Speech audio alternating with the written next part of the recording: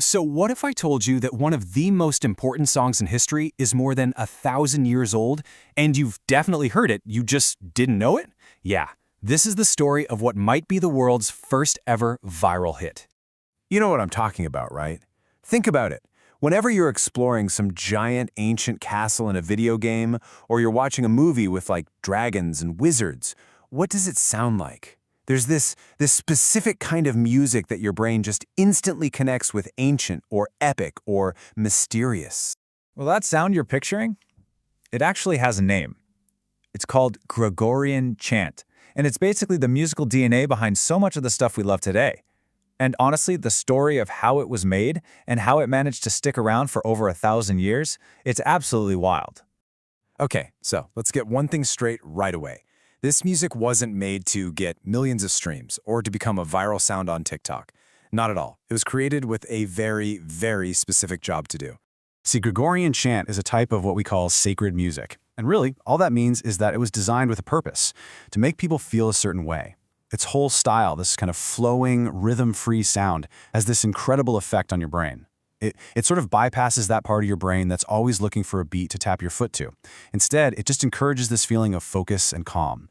It's like the ultimate study playlist, engineered to create one specific mood. So let's look at its profile. What's this stuff made of? Well, for starters, it popped up around the 9th century. It was always sung in Latin, and this is a huge one. It was a cappella. That means voices only. No instruments, no beats, just human voices. The original unplugged performance, you could say. The whole vibe was meant to be super smooth and meditative, and the rhythm wasn't strict like a pop song. It just kind of flowed along with the words being sung. So how'd they get that exact vibe? What was the secret sauce? Well, they used something called church modes, and you can totally think of these as the original audio filters like on Instagram or TikTok.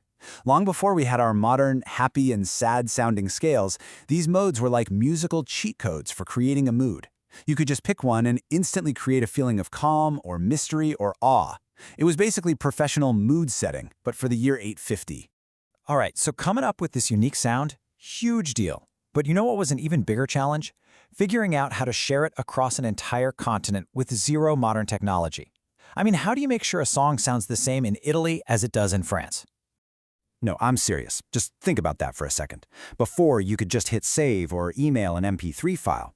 How did you get a song from one person to the next?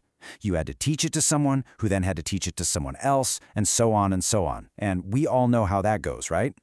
Yep, exactly. It turns into a massive game of musical telephone. Before music was written down, everything was passed along by just remembering it. It was like a live stream. Once it's over, it's gone. And the next performance is only as good as the person's memory. But then came the invention of written music, which was basically like taking a screenshot. All of a sudden, you had a perfect copy you could share with anyone, anywhere, and you knew it would sound right every single time. It was a total game changer. And their earliest version of writing music used these little things called neumes. The best way to think of them is like the world's first music emojis. For real. They were just little squiggles and dots written above the words, and they didn't show the exact note, but they gave the singer the general shape of the tune, like, hey, go up here, or dip down a little bit here. It was the first crucial step to saving the soundtrack of their world. Okay, so they had their sound, and now they had the tech to save it and share it. Story over, right? Nope, not even close. In fact, this is where it gets really interesting. Because Gregorian chant basically became the world's oldest and most popular musical sample. And I am not exaggerating when I say this. This wasn't just some old music that sat on a shelf collecting dust. No way. These melodies became the literal building blocks, the foundation, for almost all of Western music for hundreds and hundreds of years. Composers didn't just listen to it for fun. They studied it, they remixed it, and they built incredible new masterpieces right on top of it. I mean, just look at this timeline. It all kicks off in the 9th century when the chants get standardized. Then, a few hundred years later in the Middle Ages, you have composers who start layering different voices on top of the original chants. This created something called polyphony, which is basically the world's first multi-track vocal recording. Then you fast forward to the Renaissance and the Baroque era, and you've got absolute legends, guys like Palestrina and Bach, studying these ancient tunes to write their own hits.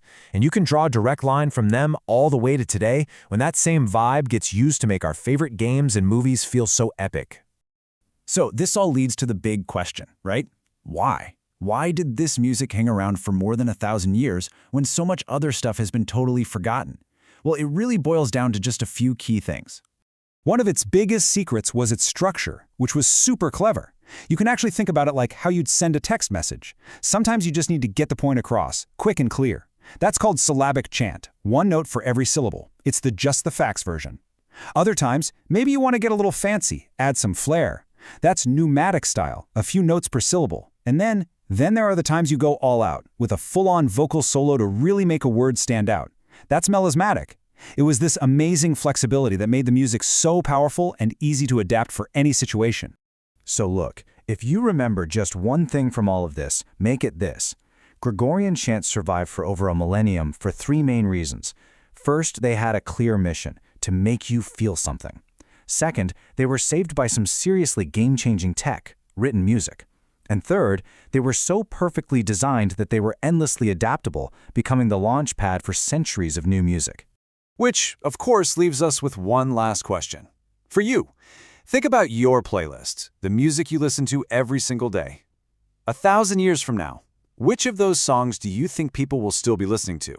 Which ones will they be studying or maybe even remixing? What do you think will be our time's oldest hit song?